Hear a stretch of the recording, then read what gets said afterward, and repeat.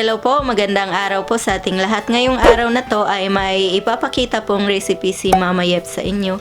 Hello po Mama Yeps, ano po ang ipapakita mo ngayong araw? Hello po sa inyong lahat. Ngayong araw na to ay magluluto po ako ng ginisang beans na may baboy. At ito na po yung ating mga sangkap. Unang-una, syempre itong ating baboy na hiniwa ko po into cubes. Itong green beans or pwede rin po yung Baguio beans na hiniwa ko din po ng maninipis na tulad nito. Meron tayong bawang at saka sibuyas, kamatis. Ito optional, bell peppers na yellow at saka red. Pwede rin pong wala or meron. Pampalasa natin, gagamit ako ng seasoning, whole peppercorn or durog na paminta, asin, soy sauce, oyster sauce, at saka cooking oil sa pagisa natin. So yan na po lahat yung ating mga sangkap na kakailanganin. Unang-una po natin gagawin ay imamarinate ko po muna tong ating pork. So lalagyan ko po ng konting soy sauce. And then, lagyan din po natin ng konting oyster sauce. At saka itong ating whole peppercorn or ground black pepper. Katapos niyan, ay imamassage lang po natin para makoat po lahat yung karne.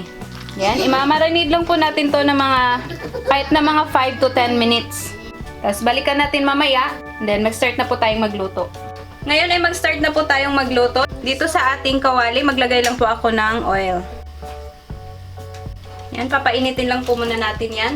Ngayong medyo mainit na yung ating oil, pwede na nating ilagay itong ating pork. So, uunahin ko po muna itong igisa yung ating pork.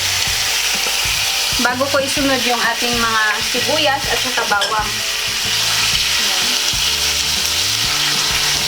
Bali, ipapa-brown ko po muna tong ating pork.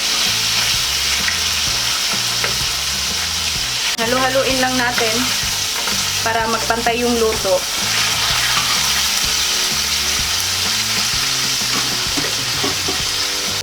Pwede pala kayong gumamit nito ng pork belly, yung medyo may konting taba. Mas masarap din po yun. Tatakpan ko po muna to. Babalikan po natin mamaya pag medyo nag-brown or mag-golden brown na po yung kulay ng ating karne. Pagka ganito na yung kulay ng ating karne, na medyo nag-golden brown na siya, yan, itatabi lang po natin. Ngayon, pwede ko na unang igisa tong ating bawang. Yan.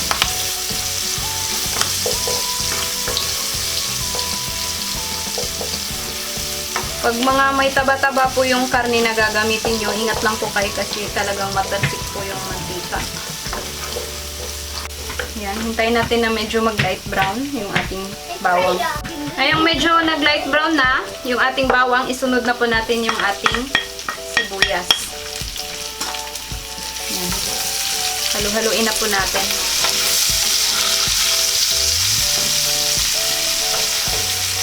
At saka itong ating kamatis.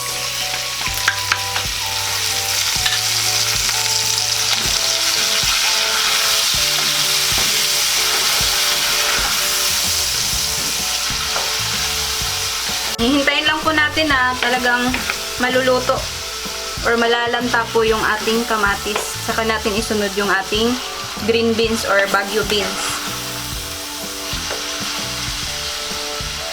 Habang hinihintay po natin, pwede na tayong magdagdag ng itong ground black pepper.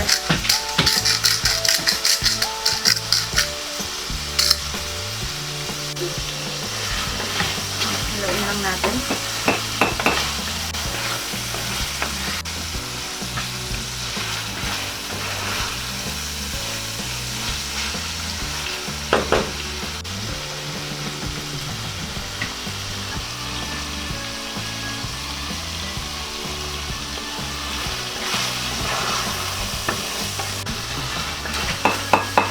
Ngayon, pwede na nating ilagay itong ating green beans or Baguio beans.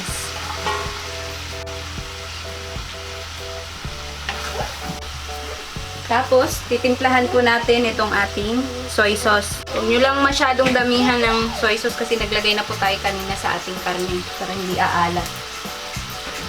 Tapos, itong oyster sauce.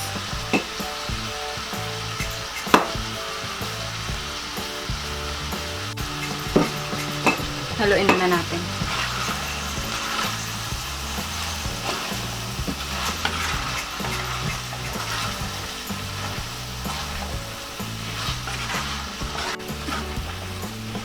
ngayon, dagdagan ko po ng itong pampalasa natin na seasoning. Konti lang. Tapos kunting asin. Halu-haluin lang natin para magpantay yung lasa. Mas maganda dito na yung ating beans ay hindi siya gaanong luto para mas crunchy pa natin siyang kainin. Or medyo half cook.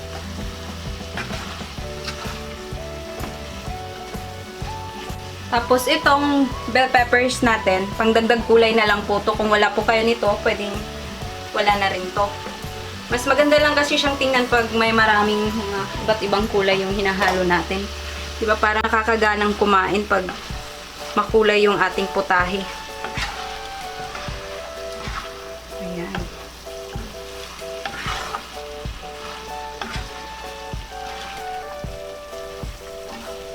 Simmer lang po natin ng mga 2 minutes para talagang ma-absorb yung mga pampalasa natin na nilagay. Ayan, tatakpan po muna natin. Babalikan natin mga after 2 minutes. Ayan po, check natin kung medyo luto na yung ating beans. Ayan, medyo crunchy pa siya. Okay na to, ready na po tong ating ginisang beans. Ayan, patayin ko na po yung ating stove. At hahanguin na po natin para matikman at ma-serve na natin.